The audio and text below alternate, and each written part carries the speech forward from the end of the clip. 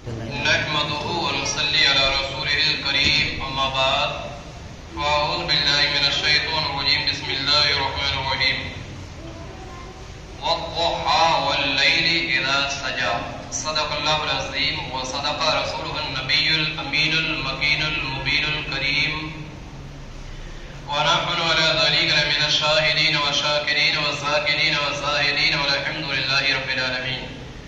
سیدی اعلی حضرت امام محمد رضا فاضل بریلوی رحمۃ اللہ تعالی علیہ یہ عرض کرتے ہیں کہ حسن یوسف پہ کٹی انگشت زنا، حسن یوسف پہ کٹی انگشت زنا، سر کٹاتے ہیں تیرے نام پہ مردان عرب. برادران اسلام آئیے ہم اور آپ درود پاک پیش کریں، پڑھیں اللہم صلی علی سیدنا ومولانا محمد طب القلوب ودوائی وعافیت الابدان وشفائی ونور الابصار وضیائی صلو علیہ الصلاۃ والسلام علیک حبیبی یا رسول اللہ صلی اللہ تعالی علیہ وسلم.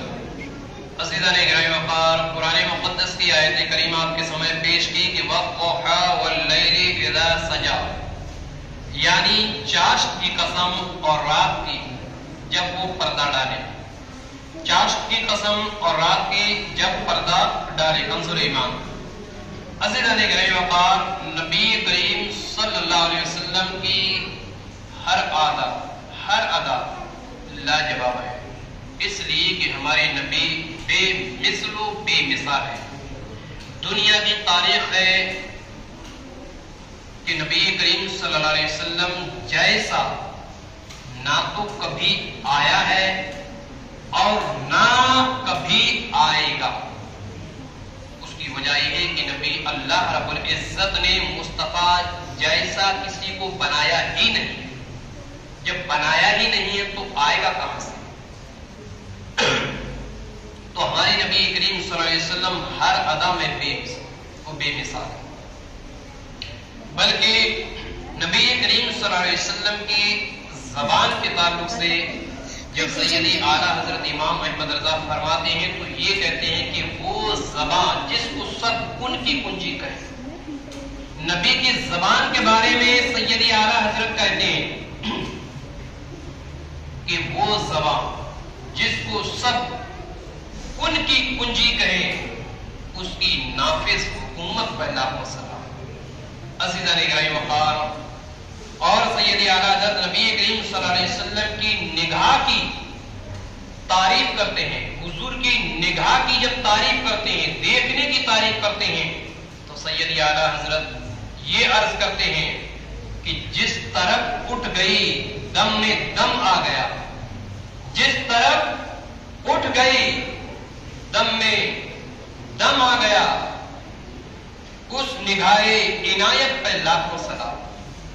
عزیزان گرامی وقار، اور سیدی اعلیٰ حضرت نبی کریم صلی اللہ علیہ وسلم کی سماعت کے بارے میں جب عرض کرتے ہیں، یعنی حضور کے سننے کے بارے میں عرض کرتے ہیں، تو سیدی اعلیٰ حضرت یہ کہتے ہیں کہ دور و نزدیک کے سننے والے وہ کان، دور و نزدیک کے سننے والے وہ کان، کانے لالے کرامت پر لاکھوں سلام. عزیزان گرامی وقار، اور نبی کریم صلی اللہ علیہ وسلم کی انگشت رحمت کے بارے میں سیدی اعلیٰ حضرت عرض کرتے ہیں تو یہ کہتے ہیں نور کے چشمے لہرائے، نور کے چشمے لہرائے دریا بہے، نور کے چشمے لہرائے دریا بہے، انگلیوں کی کرامت پہ لاکھوں سلام، انگلیوں کی کرامت پہ لاکھوں سلام. اور سیدی اعلیٰ حضرت امام محمد رضا نبی کریم کے دست مبارک کے بارے میں جب عرض کرتے ہیں تو یہ عرض کرتے ہیں کہ ہاتھ جس سمت اٹھا غنی کر دیا، ہاتھ جس سمت اٹھا غنی کر دیا، موجے بہرے سماحت پہ لاکھوں سلام. عزیزان گرامی وقار، نبی کریم صلی اللہ علیہ وسلم کی ہر ادا بے مثال ہے، اور ہر ادا پہ سیدی اعلیٰ حضرت امام محمد رضا نے نبی کریم صلی اللہ علیہ وسلم کی تعریف بیان کی ہے. عزیزان گرامی وقار، حسن یوسف کا چرچا، یعنی حضرت یوسف علیہ السلام کو جو حسن دیا اللہ رب العزت نے. حضرت یوسف بہت حسین و جمیل تھے، حضرت یوسف بہت ہی زیادہ خوبصورت تھی، بہت زیادہ خوبصورت، اتنے خوبصورت تھے حضرت یوسف، اتنے خوبصورت تھے کہ مصر کے لوگ یہ کہا کرتے تھے کہ ان سے زیادہ حسین و جمیل ہماری نگاہوں نے آج تک کسی کو نہیں دیکھا، کسی کو نہیں۔ بلکہ لوگ تو یہ کہہ دیتے ہیں کہ ہو سکتا ہے بھائی کہ آدمی خوبصورت ہو یا نہ ہو، لیکن عورتیں ایک سے ایک خوبصورت ہیں، عورتوں تو سے زیادہ تو نہیں ہوں گے۔ لیکن مصر کے لوگوں نے کہا اور یہی کہا کہ عورتیں تو کیا، یوسف جیسا حسن آج تک ان نگاہوں نے کبھی بھی کسی کو ہی نہیں دیکھا، وہ حسن۔ یہاں تک کہ روایتوں کے اندر ملتا ہے، قرآن مقدس کے اندر آتا ہے کہ عورتوں نے اتنا حسن تھا ان کے پاس، اتنا حسن تھا، اتنے خوبصورت حضرت یوسف تھے، اتنے خوبصورت کہ عورتیں ان کو دیکھتی رہی اور اپنی انگلیاں بھی کاٹ لی سب، لیکن ان کو پتہ تک نہیں چلا کہ انگلی کٹی یا نہیں کٹی۔ اندازہ کرو کہ انگلیاں کاٹ لی اور یوسف کو دیکھتی رہی، اس سے اندازہ لگا سکتے ہیں حضرت یوسف کتنے خوبصورت ہوں گے، کتنے حسین و جمیل ہوں گے حضرت یوسف۔ لیکن تاریخ کہتی ہے کہ حضرت یوسف علیہ السلام اور ہمارے اور آپ کے پیارے آقا صلی اللہ علیہ وسلم کے اگر حسن کا مقابلہ تو محدثین یہ فرماتے ہیں کہ حضرت یوسف علیہ السلام کو جو حسن تھا، حسن یہ حضرت یوسف کے پاس جو حسن ہے، یہ تو میرے نبی کے حسن و جمال کا ایک دھوبن تھا، دھوبن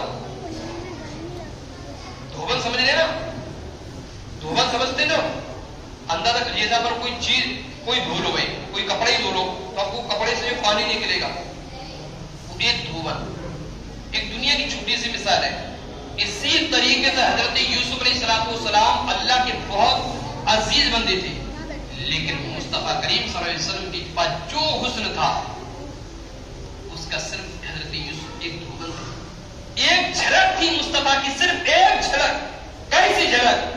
وہ جھلک کہ حضرت موسیٰ علیہ السلام نے کہا تھا ربی ارینی، اللہ تو مجھے دکھا دے کہ تو کیسا ہے۔ موسیٰ نے کہا اللہ سے کہ اللہ تو مجھے دکھا تو کیسا ہے۔ رب نے فرمایا لن ترانی، اے موسیٰ تو مجھے نہیں دیکھ سکتا۔ ربی ارینی، مولا تو مجھے دکھا تو کیسا ہے۔ اللہ میں تجھے دیکھوں گا تو کیسا ہے۔ رب ارشاد فرماتا ہے لن ترانی، موسیٰ تو مجھے نہیں دیکھ سکتا، تو مجھے نہیں دیکھ سکتا۔ کہا اللہ تجھے کوئی دیکھے گا بھی؟ بولے ہاں دیکھے گا مجھے۔ بولے کون؟ رب نے فرمایا وہ حبیب، میرا حبیب دیکھے گا۔ تو بولے اللہ پھر میں کون ہوں؟ بولے موسیٰ وہ حبیب ہے تم کلیم ہو، وہ حبیب ہے تم کلیم ہو۔ تو حضرت موسیٰ نے کہا کہ اللہ یہ حبیب اور کلیم کے درمیان کیا فرق ہے؟ بولے موسیٰ کلیم وہ ہے جو اگر مجھ سے بات کرنا چاہے تو اس کوہ طور پر آنا، اگر مجھ سے بات کرنا ہوگا کلیم وہ ہے جو کوہ طور پر آئے۔ بولے اللہ پھر حبیب کون ہے؟ بولے حبیب وہ ہے وہ جہاں چاہے وہاں مجھ سے بات کر سکتا ہے، یہ میرا حبیب ہے۔ بولے اللہ وہ تجھے دیکھے گا؟ بولے ہاں مجھے دیکھے گا۔ لیکن حضرت موسیٰ ضد کرنے لگے نہیں رب تجھے تو دکھانا ہے، آج میں تجھے دیکھوں گا۔ اللہ تاریخ کے اندر آتا ہے کہ اللہ کو تو نہ دیکھ سکے لیکن قدرت الہی کی تھوڑی سی جھلک دیکھی تھی۔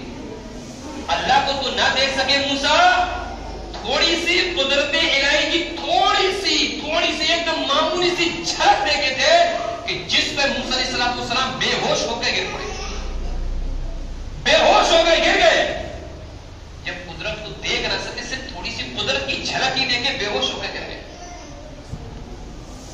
تھوڑی سی جھلک۔ اور جس طریقے سے تھوڑی سی جو جھلک ہے نا، تھوڑی سی معمولی سی جھلک، اسی طریقے سے ہمارے نبی کے نور، ہمارے نبی کا حسن و جمال اور یوسف علیہ السلام کے حسن و جمال کا معاملہ ہے کہ حضرت یوسف کو جو اللہ نے جو حسن دیا تھا، جو جمال دیا تھا، جو خوبصورتی دی تھی، یہ صرف ایک جھلک تھی، جھلک۔ مصطفیٰ کل تھی، کل حضرت یوسف کے پاس تو حسن و جمال تھوڑا سا تھا، لیکن مصطفیٰ کے پاس پورا تھا۔ عزیزان گرامی وقار، تو مصطفیٰ کریم صلی اللہ علیہ وسلم کا حسن بے مثال، یہاں تک کہ محدثین کہتے ہیں، اس روایت کو جو محدثین نے کہہ دیا کہ یوسف کو دیکھا، وہ قرآن مقدس سے کہا، کیونکہ قرآن کے اندر آ گیا تھا، قرآن کے اندر یہ آ گیا تھا کہ عورتوں نے اپنی انگلیاں کاٹ لی یوسف کو دیکھ کر، اور انہیں پتہ نہیں، قرآن نے اعلان کر دیا، تو محدثین نے اسی آیت کی تشریح کی کہ نبی کریم صلی اللہ علیہ وسلم کا جو حسن تھا اور یوسف کا جو حسن تھا، یوسف علیہ السلام کو جب مصر کی عورتوں نے دیکھا تو اپنی انگلیاں کاٹ لی، پتہ تک نہیں چلا، لیکن مصطفیٰ کریم کے صحابہ نے جب مصطفیٰ کے حسن کو دیکھا ہے اپنی گردنیں کٹا دی، انہیں اس وقت تک نہیں ہوئی۔ بے شک، سبحان اللہ، سبحان اللہ۔ جی بے شمار جنگیں آپ نے سنی ہے، جنگ بدر ہو، جنگ حنین ہو، جنگ خندق ہو، جنگ احد ہو، کئی جنگ جن میں صحابہ کی قربانی آپ نے ملاحظہ فرمائی۔ کبھی حضرت حنظلہ کی قربانی کو ملاحظہ فرمائے تو فرشتوں نے دیا، اور جو مصطفیٰ کریم صلی اللہ علیہ وسلم پر قربان ہو گیا تو رب نے پھر اس کا مقام اتنا بلند کر دیا کہ جس کی مثال دنیا کی تاریخ بیان نہیں کر سکتی۔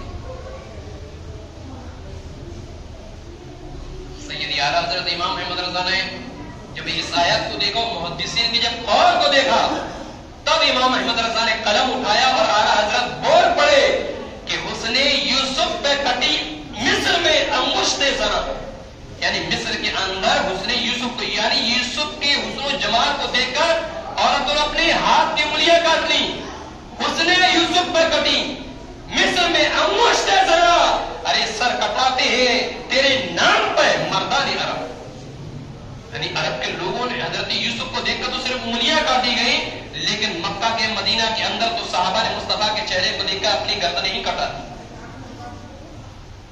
اور فخر سے سر اونچا کر دیا۔ عزیزان گرامی وقار، یہاں تک کہ روایتوں کے اندر ملتا ہے کہ صرف ایک جنگ کے لیے مصطفیٰ کریم صلی اللہ علیہ وسلم نے کہا صحابہ میں اعلان کر دو، اور اسی رات حضرت حنظلہ کی شادی ہوئی تھی۔ حضرت حنظلہ نبی کریم صلی اللہ علیہ وسلم کے صحابی تھے، اسی رات شادی ہوئی تھی، لیکن رات میں اعلان ہو گیا، اعلان یہ ہوگا کہ مصطفیٰ کریم صلی اللہ علیہ وسلم آواز دے رہے ہیں، اے مجاہدوں اٹھو، اللہ کے نبی بلا رہے ہیں، مجاہدوں اٹھو، اپنے سر سے کفن باندھو، اپنے ہاتھوں میں ہتھیار لے لو، اللہ کے نبی صلی اللہ علیہ وسلم کا بلاوا آیا ہے، چلو۔ تاریخ کہتی ہے کہ حضرت حنظلہ کے جاگنے سے پہلے حضرت حنظلہ کی بیوی جاگی، منادی ندا دے رہا، فوراً حضرت حنظلہ کو جگایا، ان کی بیوی نے اپنی نے کہا اللہ کے نبی کا پیغام آیا، مصطفیٰ کریم بلا رہے ہیں۔ حضرت حنظلہ فوراً کھڑے ہوئے، آج کی رات شادی کی رات، کھڑے ہو گئے حضرت حنظلہ، بولے میں جا رہا ہوں، تمہیں تو کوئی اعتراض نہیں ہے؟ اپنی بیوی سے کہا تمہیں تو کوئی اعتراض نہیں ہے، اس لیے کہ جنگ کے لیے جا رہا ہوں، سامان خریدنے نہیں، جنگ کے لیے، اور جب جنگ میں کوئی جاتا ہے تو ضروری نہیں کہ جس طریقے سے جاتا ہے اس طریقے سے واپس آ جائے۔ جب میں جنگ کے لیے جا رہا ہوں تو ہو سکتا ہے میرے بازو بھی نہ رہے، ہو سکتا ہے میرا سر بھی نہ رہے، ہو سکتا ہے کہ میں اپنی جان بھی دے کر آ جاؤں، تمہاری کیا رائے ہے؟ تو ان کی بیوی نے کہا رائے پوچھتے ہو میری رائے؟ ارے اللہ کے نبی نے اگر بلایا ہے، مصطفیٰ کریم نے بلایا ہے تو جاؤ، اگر اس میں تمہاری شہادت بھی ہو گئی تو میں اپنے آپ کو فخر کروں گی کہ میں ایک ایسے صحابی کی بیوی ہوں کہ جس نے رسول پاک کی خاطر اپنی سر کو قلم کروایا۔ بے شک۔ جائیے، مصطفیٰ کریم پہ قربان ہو گئے میدان میں، اور میدان میں گئے تھے تو ظاہر سی بات ہے آپ تو تھے ہی نہیں، پاکی کی حالت میں نہیں تھے حضرت حنظلہ، ناپاکی کی حالت میں تھے، غسل فرمایا نہیں تھا، چلے گئے، بلاخر جنگ ہوئی اور حضرت حنظلہ شہید ہو گئے، حضرت حنظلہ شہید ہو گئے۔ جب شہید ہوئے نبی پاک صلی اللہ علیہ وسلم فرمایا کہ صحابہ کرام کو ایک جگہ جمع کی جائے اور جو لوگ شہید ہوئے ان کی لاشوں کو ایک جگہ اکٹھا کیا جائے، تمام لاشوں کو اکٹھا کیا ایک جگہ، لیکن ایک شخص کی لاش نہیں مل رہی تھی، اور وہ تھی حضرت حنظلہ۔ सब बोले या रसूल अल्लाह, हजरत हंजला की तो लाश ही नहीं। नबी पाक सल्लल्लाहु अलैहि वसल्लम ने फरमाया, साहबी वो देखो ऊपर। जब सहाबा की नजर क्या पड़ी है कि हजरत हंजला आ रहे थे, आसमान से फरिश्ते हजरत हंजला को लेकर आ रहे थे। हजरत हंजला को जब देखा है कि अरे इनका तो सर कलम, वो तो पूरे खून में लगे हुए, तो पानी टपक रहा है इनसे। मुस्तफा करीम ने फरमाया कि हजरत हंजला ये पाकी की हालत में नहीं आए थे, ये पाकी की हालत में नहीं आए थे, इसलिए फरिश्ते इन्हें गुस्ल देकर ला रहे हैं, फरिश्ते इन्हें गुस्ल देकर ला रहे हैं। जंग खत्म होने के बाद जब लाश को पहुंचाई गई साहबी रसूल की, जब उनकी बीवी से पूछा गया कि क्या मामला है, जब उनकी बीवी ने कहा कि हाँ ये सही है कि मेरे शौहर पाकी से नहीं थे, यानी उन्होंने गुस्ल नहीं फरमाया था। अब यहां अंदाजा ये लगाओ कि ऐसा कोई हमारे और आपके दरमियान मौजूद है कि जो एक हुक्म पर शरीयत की खातिर सब कुछ कुर्बान करने के लिए तैयार हो गया।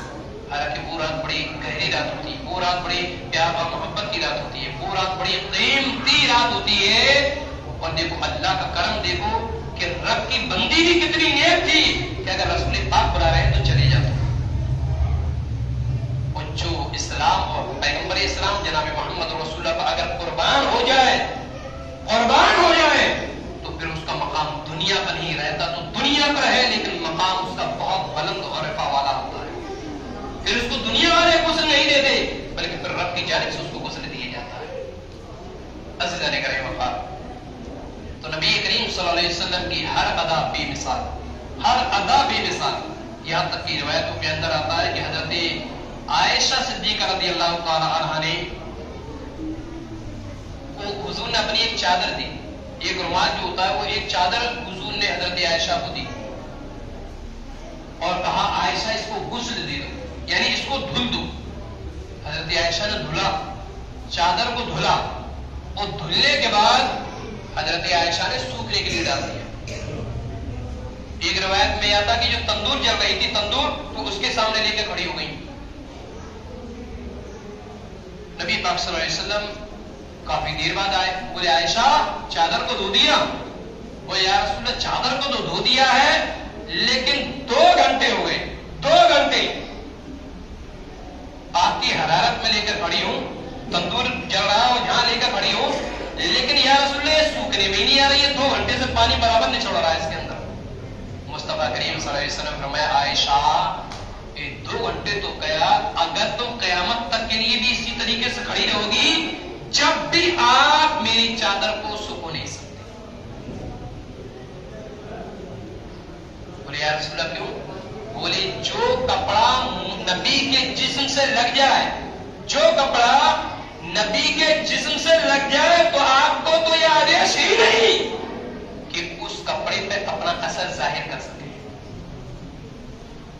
तो अंदाजा करो कि मुस्तफा करीम सल्लल्लाहु अलैहि वसल्लम की एक चादर को आग सिर्फ सुखा नहीं सकती, तो इससे अंदाजा लगो कि हमारे नबी जैसा कोई है। हमारे नबी की हर अदा बेमिसाल, वो खुद बेमिसाल। यहां तक कि ये समझ लीजिए कि नबी करीम सल्लल्लाहु अलैहि वसल्लम का चलना, उनका फिरना, उनका उठना, उनका खाना, उनका पीना, हर अदा बेमिसाल। जैसे कि आपने सुना होगा, शायर लोगों की कई ज़बानी सुना होगा कि मुस्तफा करीम सल्लल्लाहु अलैहि वसल्लम जैसा कोई आएगा या नहीं। वो कहते हैं ना शायर कि मुस्तफा करीम सल्लल्लाहु अलैहि वसल्लम जैसा कोई आएगा या नहीं, तो शायर कहते हैं आएगा कैसे जबकि रब ने बनाया ही नहीं, है ना। तो अल्लाह के नबी सल्लल्लाहु अलैहि वसल्लम की बड़ी अजमतें हैं और मुस्तफा करीम सल्लल्लाहु अलैहि वसल्लम से मोहब्बत करें। हालात ये है कि इस तरीके से मामला पेश आ रहे हैं। 3 हफ्ते से बयान इसलिए हो रहा, अभी तक तो पूरे साल भर मौत, कब्र, दोज़ख, मौत, कब्र, दोज़ख, इसरा, क्या करना, क्या खाना, क्या, ये तमाम बयान चल रहा था। सीरत पर बयान नहीं हो रहा था, हुजूर के शान पर बयान नहीं हो रहा था, हुजूर के ज़ात-ए गिरामी पर बयान नहीं हो रहा था। ये बयान करना बहुत ज्यादा जरूरी हो गया था। बयान करना इसलिए जरूरी होगा कि अगर इनको नबी करीम सल्लल्लाहु अलैहि वसल्लम की वो सीरत ही नहीं मालूम होगा तो नबी से मोहब्बत का क्या मामला होगा। आज पूरी दुनिया आपको मालूम, एक नहीं सिर्फ एक जुमला उसने बोला था, एक जुमला, और आज एक जुमले की बुनियाद पर पूरी दुनिया हिल गई, पूरी दुनिया हिल गई। اور ایسا نہیں کہ دکھانے کے لیے لگی، حقیقت یہ کہ ہر ایک انسان کو دلی تکلیف پہنچی ہے، یہاں تک کہ ایک عورت کا تو بچے کو گولی تک مار دی گئی، گولی مار دی گئی، اور وہ عورت آج بھی میڈیا اور سوشل میڈیا پر بلک بلک کر رو رو کر یہی کہہ رہی ہے کہ مجھے کوئی غم نہیں ہے، مجھے کوئی غم نہیں ہے، میرا جو بیٹا جو شہید ہوا ہے وہ رسول پاک کی محبت میں شہید ہوا ہے، میں اپنے آپ کا فخر کر رہی ہوں۔ لیکن مجھے افسوس تو ان لوگوں سے ہے کہ جن لوگوں نے بے وجہ اس کے کو گولی چلائی ہے، جس کا کوئی جرم نہیں تھا۔ اس کو سمویدھان اجازت دیتا ہے، ہند کا قانون اجازت دیتا ہے، پھر تو بول سکتا ہے۔ آج پوری دنیا کو تکلیف ہوئی ہے، پوری دنیا کا دل دکھا ہے اس جملے سے، یہاں تک کہ کئی بیانات، کئی میڈیا اور سوشل میڈیا کے ذریعے سے خبر یہ آ رہی کہ ہم رسول پاک صلی اللہ علیہ وسلم کے لیے سب کچھ قربان کرنے کے لیے تیار ہیں۔ یہاں تک کہ بعض لوگوں نے تو یہ کہا کہ اگر ہونا چاہیے تو ہم دینے کے لیے تیار ہیں، مارو ہماری اولاد پر اگر گولی چلانا ہے، ان کو سزا دینا تو سزا دو، پھانسی دینا تو پھانسی دو، گولی دینا تو گولی دو، اور اگر جیل کی سلاخوں کو پیچھے بھیجنا تو وہ بھی بھیجو، لیکن ہمارے مصطفیٰ کریم صلی اللہ علیہ وسلم کی شان میں ہم ایک لفظ نہیں سن سکتے، کیونکہ آج ہمیں اولاد ملی ہے، عزت ملی ہے، دولت ملی ہے، شہرت ملا ہے، گھر ملا ہے، مکان ملا ہے، حکومت ملی ہے، سب کچھ اللہ مصطفیٰ کریم صلی اللہ علیہ وسلم کے وسیلے سے دیا ہے۔ اگر رب حضور کو نہ دے دیتا تو یہ دنیا کو قائم ہی نہ ہوتی، بلکہ بخاری کے الفاظ ہے کہ اے نبی اگر آپ کو ہم پیدا نہ کرتے تو ہم آسمان کا شامیانہ نہ لگاتے، آپ کو پیدا نہ کرتے تو ہمیں زمین کا فرش نہ بچھاتے۔ یہاں تک کہ محدثین فرماتے ہیں، رب یہ فرماتا ہے اے حبیب، اے محبوب، اگر ہم آپ کو پیدا نہ کرتے تو میں لوگوں میں اپنا رب ہونا بھی ظاہر نہیں کرتا کہ میں رب ہوں۔ اللہ اپنا رب ہونا ہی ظاہر نہیں فرماتا اگر حضور کو اللہ نہ بھیجتا تو۔ آپ اندازہ کرو کم و بیش 1,24,000 یا تقریباً 2,24,000 انبیاء کرام آئے، پھر سب سے زیادہ حضور کی تعریف کیوں ہوتی ہے؟ کلمے میں موسیٰ کا نام رہی ہے، ابراہیم کا نام رہی ہے، کئی انبیاء کرام کا نہیں، حضور ہی کا کیوں نام؟ ہر جگہ جنت پہ دیکھ لو، عرش پہ دیکھ لو، جنت کے پیڑوں پہ دیکھ لو، جنت کے دروازوں پہ دیکھ لو، ہر جگہ حضور کا نام۔ قرآن مقدس کے اندر پڑھو، جہاں جہاں اللہ نے اپنا ذکر کیا وہاں اپنے نبی کا ذکر کیا۔ آزاد ہے کہ اگر کوئی چھوڑے کہ نبی کو چھوڑنے سے اللہ کو پکڑ لے تو چھوڑو آزاد، چھوڑیے آزاد، کوئی آزاد میں مصطفیٰ کا نام۔ آپ چھوڑو کہ اچھا بھائی نماز میں چھوڑ لیں گے، نماز میں نہیں لیں گے تو چھوڑو تحیہ، پھر تمہاری نماز ہی واجب ادا، تمہاری نماز ہی مکمل نہیں۔ پھر تم کہو چلو قرآن پڑھ کے کام چلا لیں گے، تحیات نہیں پڑھیں گے تو قرآن میں میرے نبی کا نام، ہر جگہ نبی کا نام۔ کل ملا کر یہ ہے کہ جہاں اللہ نے اپنا ذکر کیا ہے وہاں اپنے حبیب کا ذکر کیا ہے۔ تو اسی طریقے سے رب العالمین نے مصطفیٰ کریم کے اوپر بے پناہ فضل فرمایا ہے، اور اللہ کے نبی صلی اللہ علیہ وسلم یعنی خود حضور کو اللہ رب العزت نے اپنا سب سے قریبی اور سب سے عزیز نبی بنایا۔